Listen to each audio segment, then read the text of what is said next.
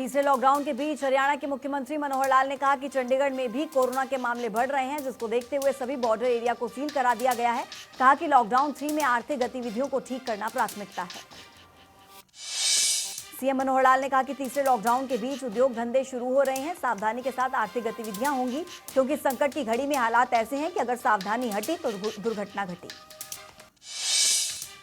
मुख्यमंत्री ने कहा कि जो भी कमियां हैं उसे दूर किया जाएगा। एमएसएमई को आगे बढ़ाने का काम कर रहे हैं। हरियाणा से बड़ी संख्या में प्रवासी मजदूरों का पलायन हुआ है, लेकिन एमएसएमई को शुरू होने की बात के बाद पलायन रुका है। मुख्यमंत्री ने कहा कि हरियाणा में 24 लाख कर्मचारी हैं, जिनमें से 13 लाख कर्मचारी अपने काम में लगे हैं। सीएम ने प्रवासियों की घर वापसी पर कहा कि जो भी घर जाना चाहते हैं उसे घर भेजने की व्यवस्था की जाएगी। मुख्यमंत्री ने कहा कि जो अपने घर लौटना चाहते हैं उनके लिए ट्रेन बस की व्यवस्थाएं भी की गई हैं। आने वाले दिनों में प्रवासियों को भेजने का प्रबंध किया जाएगा। जो हरियाणा में रुकेगा उसकी जिम्मेदारी हमारी होगी। मुख्यमंत्री मनोहर लाल ने कहा कि प्रवासी मजदूरों के लिए सभी प्रबंध किए गए हैं। कई कंपनियां भी विकास में योगदान दे रही हैं। कहा कि राज्य में जो भी ऑरेंज और ग्रीन जोन में है उनमें उद्योग चलेंगे। करीब 1,10,000 से ज्यादा लोग हरियाणा आना चाहते हैं, जो कि हरियाणा के लिए अच्छा संकेत है। जो वापस आना चाहते हैं वो हरियाणा आ सकते हैं।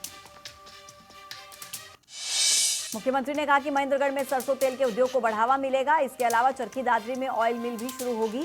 साथ ही पानीपत में टेक्सटाइल का विस्तार किया जाएगा। सीएम ने कहा कि स्किल डेवलपमेंट का भी काम शुरू करवाएंगे। तीसरे चरण के लॉकडाउन में सरकार और प्रशासन की ओर से बाजारों और दुकानों को खोलने के लिए कुछ ढील दी गई है। यमुनानगर में सुबह 8 बजे से लेकर शाम 4 बजे तक प्रशासन ने ढील दी। शाम 7 बजे से लेकर सुबह 7 बजे तक कर्फ्यू लगे रहने के बावजूद कुछ लोग नियमों का उल्लंघन करते हुए नजर आए। नगर निगम की टीम जब पुलिस के साथ जगाधरी वर्कशॉप इलाके में पहुंची तो कुछ लोग अपनी दुकान खोलकर बैठे थे। यमुनानगर में अचानक से मौसम का बदला बदला मिजाज दिखाई पड़ा। दिन में ही अंधेरा छा गया और साथ ही तेज आंधी तूफान के साथ बारिश हुई।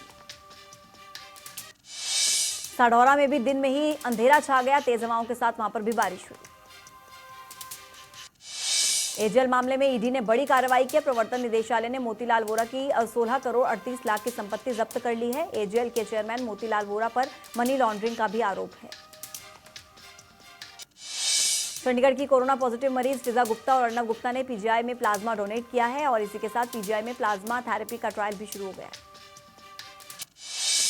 गुरुग्राम में 11 नए क्षेत्रों को कंटेनमेंट जोन में शामिल किया गया है। 3 पुराने जोन को बाहर निकाला गया है। जिले में 21 कोरोना कंटेनमेंट जोन की संख्या हो गई। झज्जर में कोरोना वायरस की रफ्तार थम नहीं रही है, लेकिन इसी बीच झज्जर से एक अच्छी खबर भी आई है। कोरोना से जंग जीतकर एक सब्जी वाला अपने घर पर लौट गया है और पीजीआई से कुल 6 लोगों को अभी तक छुट्टी मिल गई है। लॉकडाउन में फंसे हुए प्रवासी मजदूरों को कुरुक्षेत्र से घर के लिए भेजा गया। 994 मजदूरों को घर के लिए रवाना किया गया, जिसमें यूपी बिहार के मजदूर शामिल हैं। इसी बीच सोशल डिस्टेंसिंग का भी खास ख्याल रखा गया। चंडीगढ़ में कोरोना का गढ़ बन चुके बापूधाम में पॉजिटिव मरीजों के मिलने का सिलसिला लगातार जारी है। शहर में 4 नए मामले आए, जिसके बाद कुल शहर में अब संख्या 168 पहुंच गई। लॉकडाउन के बीच पंजाब से प्रवासी मजदूरों के पलायन पर हरियाणा के गृह मंत्री अनिल विज ने पंजाब सरकार पर निशाना साधा। कहा कि संकट की घड़ी में प्रवासी मजदूरों के साथ पंजाब सरकार गलत व्यवहार कर रही है। अनिल विज ने कहा कि प्रवासी मजदूरों को पंजाब से बाहर निकाला जा रहा है। उन्होंने कहा कि हम मजदूरों के साथ गलत नहीं करेंगे। प्रवासी मजदूरों के लिए शेल्टर होम्स बनाए जाएंगे। घर वापसी का भी इंतजाम किया जाएगा। हरियाणा में कोरोना संक्रमितों की संख्या 675 तक पहुंच गई है। अभी तक 9 संक्रमित मरीजों की मौत हो चुकी है। फिलहाल प्रदेश में 376 केस एक्टिव हैं। प्रदेश में 290 मरीज ठीक हो चुके हैं। सिरसा के शिवनगर कॉलोनी में कोरोना का नया केस सामने आया। सिरसा में कुल मरीजों की संख्या 3 हो गई है। पहले 4 कोरोना के मरीज यहां पर ठीक हो चुके हैं। गुरुग्राम में 9 कोरोना के नए मामले आए, जिसके बाद जिले में कोरोना के आंकड़े बढ़कर 126 तक पहुंच गए हैं। साइबर सिटी में 75 केस एक्टिव हैं। 51 कोरोना संक्रमित मरीज अभी तक ठीक हुए हैं। हरियाणा के सोनीपत में आज कोरोना के 10 नए मामले आए, जिसके बाद जिले में कोरोना संक्रमित मरीजों की संख्या बढ़कर 100 तक पहुंच गई।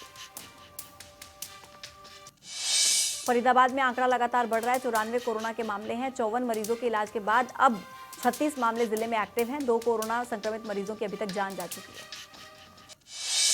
फरीदाबाद में कंटेनमेंट जोन फिर से बदले गए हैं। 13 क्षेत्रों में कंटेनमेंट जोन को रखा गया है। शिव दुर्गा विहार, पलवाली गांव, Dabua colony, sector 88 F block को सील किया गया। Chawla colony, D block, NIT 1 block, ABC, Badkhal, Ankir गांव, सेक्टर 28, फतेहपुर तागा, खोरी गांव, बाद मोहल्ला, block B, Jawahar colony, Mujesar गांव को भी कंटेनमेंट जोन में घोषित किया गया। रूस के उलियास नोवक शहर में फंसे हुए भारतीय छात्र वतन वापसी की गुहार लगा रहे हैं। बता दें कि रूस में 90 से ज्यादा छात्र एमबीबीएस फंसे हुए हैं, जिसमें हरियाणा के भी 30 एमबीबीएस छात्र शामिल हैं। हरियाणा में लॉकडाउन के बीच शराब तस्करी पर एसआईटी जल्द गठित की जाएगी। गृह मंत्रालय ने मुख्यमंत्री को सिफारिश की है और इसी के साथ 3 नाम भी सुझाए हैं, जिसमें अशोक खेमका, संजीव कौशल और टीसी गुप्ता के नाम दिए गए। भिवानी से श्रमिक स्पेशल ट्रेन बिहार के लिए रवाना हो गई है। 1200 श्रमिक ट्रेन से रवाना हुए। इसके साथ ही सोशल डिस्टेंसिंग का भी यहां पर ध्यान रखा गया। रोहतक से भी श्रमिक ट्रेन कल बिहार के लिए रवाना होगी। कल शाम 5 बजे बिहार जाएगी। 1200 मजदूर यहां इसमें रवाना होंगे। सोशल डिस्टेंसिंग का ध्यान रखा जाएगा। कोरोना को लेकर जारी लॉकडाउन के बीच समालखा में लॉकडाउन के नियमों की धज्जियां उड़ाई जा रही हैं। खुलेआम सड़कों पर लोग घूमते हुए नजर आए। सोशल डिस्टेंसिंग का भी पालन वहां पर नहीं किया जा रहा, लेकिन जिले में फिलहाल कोरोना का एक मामला है।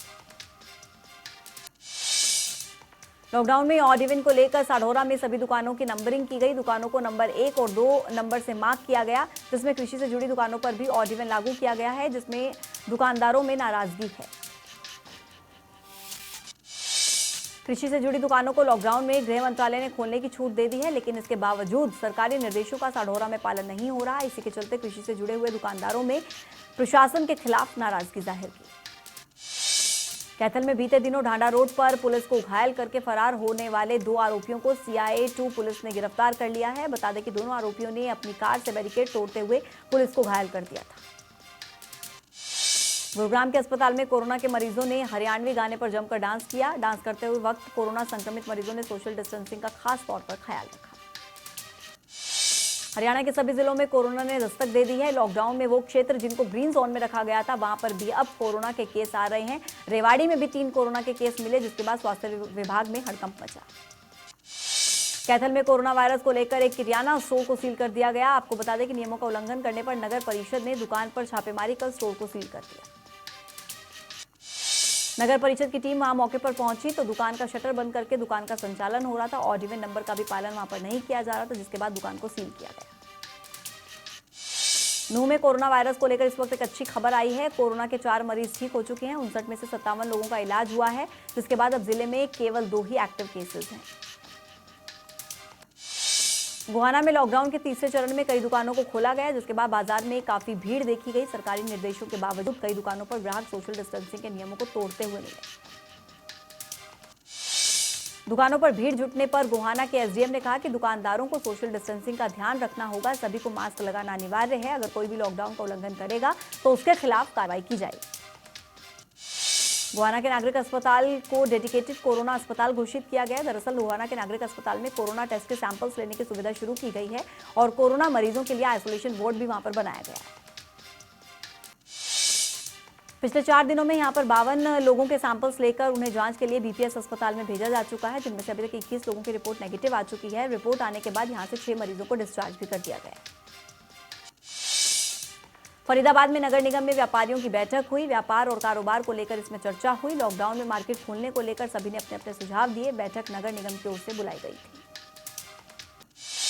फरीदाबाद में 26 साल के शख्स ने फांसी लगाकर आत्महत्या कर ली। जानकारी के मुताबिक मृतक शख्स के माता पिता ने उससे उसके ससुराल वालों ने 3 दिन पहले मारपीट की थी, जिसके चलते उसने सुसाइड कर लिया।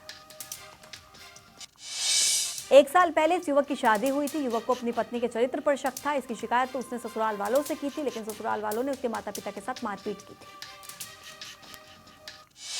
मृतक युवक ने मरने से पहले पुलिस से मारपीट की शिकायत भी दर्ज करवाई थी, लेकिन इसके बावजूद पुलिस ने कोई कार्रवाई नहीं की। इसी के चलते मृतक ने अपने सुसाइड नोट में पुलिस पर भी समझौता करने का दबाव बनाने का आरोप लगाया। गोहाना में जींद रोड पर अनाज मंडी के पास एक ट्रैक्टर ट्रॉली और बाइक के बीच टक्कर हो गई। हादसे में बाइक सवार दंपति में से पत्नी की मौत हो गई है और पुलिस ने शव को कब्जे में लेकर कार्रवाई शुरू की। गुरुग्राम में तेज रफ्तार का कहर देखने को मिला। एक ट्रक की चपेट में 2 पुलिसकर्मी आ गए, जिसमें से एक पुलिसकर्मी की मौके पर मौत हो गई, दूसरा गंभीर रूप से घायल। हादसा बिलासपुर थाना क्षेत्र से सामने आया है। घटना में भरत सिंह की मौके पर मौत हुई और दूसरे पुलिसकर्मी को मानेसर के एक निजी अस्पताल में भर्ती करवाया गया है। पुलिस ने ट्रक के साथ आरोपी ड्राइवर को भी गिरफ्तार कर लिया। रेवाड़ी के कारलावास गांव में युवक पर अज्ञात हमलावरों ने चाकू से हमला किया। गंभीर रूप से घायल युवक को बावल के सामुदायिक स्वास्थ्य केंद्र में भर्ती करवाया गया। करनाल के सदर बाजार में कई बदमाशों ने मिलकर घर पर हमला कर दिया। घर का सामान भी तोड़ा, सीसीटीवी भी तोड़ दिया। फिलहाल पुलिस ने जांच शुरू की है। नीलोखेड़ी के पधाना गांव में पंचायती सड़क निर्माण में हुए विवाद के चलते करीब 1.5 दर्जन लोग घायल हो गए हैं। गांव पधाना की सरपंच राखी राणा गांव में एक गली का निर्माण करवा रही थी। दूसरा पक्ष ने लाठी डंडों से जानलेवा हमला कर दिया। यमुनानगर में कोरोना महामारी को देखते हुए लॉकडाउन पार्ट 3 में ऑड इवन लागू किया गया है, जिसको देखते हुए निगम की टीम ने छापेमारी करते हुए बड़ी कार्रवाई की। पुलिस और निगम की संयुक्त टीम ने कार्रवाई करते हुए 32 चालान काटे और एक बेकरी की दुकान को भी सील कर दिया। रादौर में एक चावल विक्रेता का भी चालान किया गया। लॉकडाउन के बीच चंडीगढ़ के मनी माजरा मोटर मार्केट में शराब के ठेके का ताला तोड़कर चोरों ने 13 लाख रुपए की चपत लगा दी है। चोरों ने शराब की 176 पेटियां चोरी की।